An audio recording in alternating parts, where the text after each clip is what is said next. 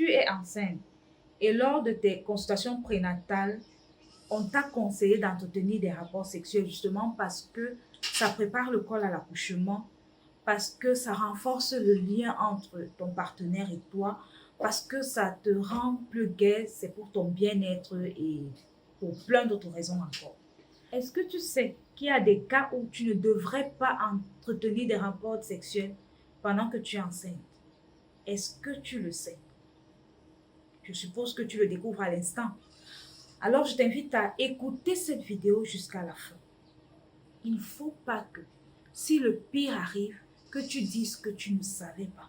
Parce que oui, si tu t'entêtes, malgré que tu vives cela, à entretenir des rapports sexuels, le pire peut arriver. Par exemple, les avortements. Donc, si tu es nouveau sur cette chaîne, si c'est la première fois que tu cliques sur cette chaîne, je t'invite à t'abonner, à liker les vidéos, c'est totalement gratuit, à les partager et cela signifie également que tu es soit enceinte, soit allaitante, soit tu es en âge de procréer, soit tu es à la recherche d'un enfant ou pas. Dans tous les cas, tu es au bon endroit.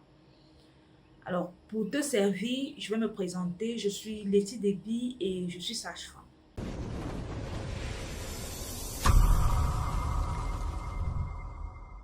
J'invite les couples à écouter cette vidéo justement parce que c'est une affaire de deux personnes. La femme peut bien t'expliquer cela qu'on lui a dit lors des visites. Je m'adresse au mari. Lors des visites que comme je suis souffrante ou alors comme je suis comme si je ne dois pas entretenir les rapports sexuels. Mais le père, lui, il a envie d'entretenir. Des fois, il ne va pas trop réfléchir. Pas qu'il ne t'aime pas qu'il ne veut pas ton bien, non, mais à l'instant là, il veut juste assouvir son désir. C'est pour cette raison qu'il est important que toi, l'homme, que tu viennes accompagner ta femme à la visite prénatale au moins une fois, au moins, pour écouter ces conseils-là, pour l'aider à préserver notre grossesse, pour l'aider à faire en sorte que notre bébé naisse dans de bonnes conditions. Il y a des cas de figure pour lesquels le rapport sexuel est interdit, formellement interdit. Le premier cas de figure, c'est lorsque la femme fait face à une menace d'avortement. L'avortement, c'est entre 0 et 3 mois. C'est lorsque ça peut se produire lorsque l'enfant est encore en train de se former. C'est à ce moment-là qu'on parle d'avortement. Après 3 mois, on ne va plus parler d'avortement. Après 3 mois, l'enfant est déjà formé et bon, c'est autre chose. Donc, si à ce moment-là, la femme a des douleurs au niveau du bas-ventre, la femme a un saignement, on fait une échographie, on se rend compte qu'on fait face à une menace d'avortement, on va te proscrire les rapports sexuels. On va te prescrire un repos strict. Parce que justement, les rapports sexuels, c'est intense. Et ça peut entraîner cet avortement-là. Du coup, c'est à éviter. Le deuxième cas de figure, c'est lorsque tu fais face à une menace d'accouchement prématuré. C'est presque le même fonctionnement avec l'avortement.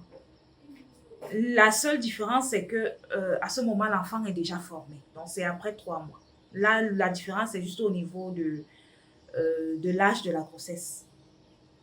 Avant 3 mois, on parlera d'avortement et après 3 mois, ce sera une menace d'accouchement prématuré. Ce sont presque les mêmes symptômes. La femme peut avoir des douleurs au niveau du bas-ventre, au niveau des hanches. Elle peut également saigner. On va t'interdire les rapports sexuels. Ça va dépendre de l'état de santé de la femme. Si après traitement, ça va, vous pourrez reprendre. Mais si ça ne va pas, on peut la maintenir ainsi jusqu'à l'accouchement. Le troisième cas de figure, c'est lorsque la femme a subi un séclage.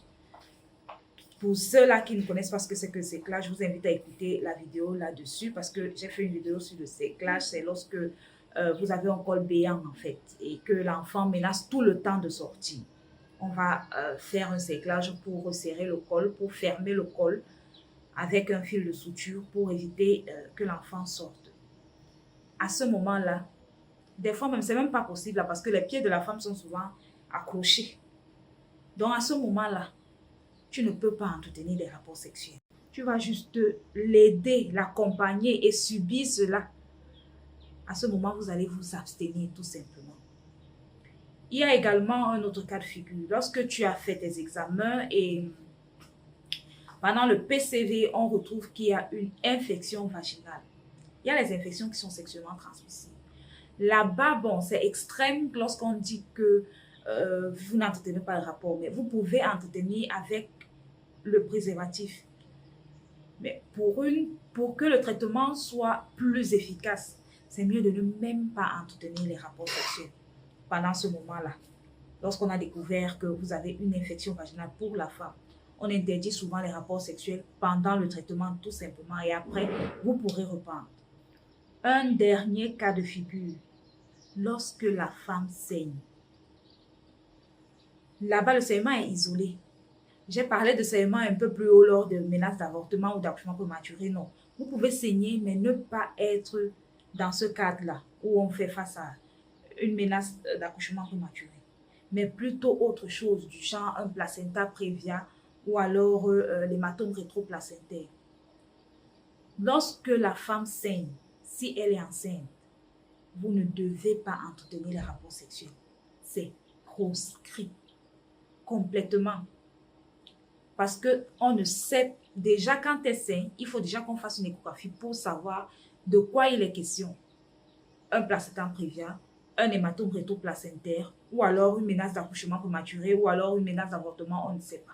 Mais tout compte fait, si elle saigne déjà, même si vous n'avez pas encore fait l'échographie, vous arrêtez d'abord les rapports sexuels. Vous n'entretenez pas les rapports sexuels. Jusqu'à ce qu'on trouve ce qui est la cause du saignement et qu'on traite cette cause-là. Si ça va de mieux en mieux, là après, vous pourrez reprendre l'activité sexuelle. J'espère que tu n'es pas dans ces cas-là pour le moment. J'espère que tu ne te retrouves pas dans ces cas actuellement. Mais si c'est le cas, vraiment, il serait préférable, il serait mieux d'arrêter d'entretenir des rapports sexuels. Une fois de plus, je te dis merci pour cette écoute attentive et on se donne rendez-vous à la prochaine vidéo.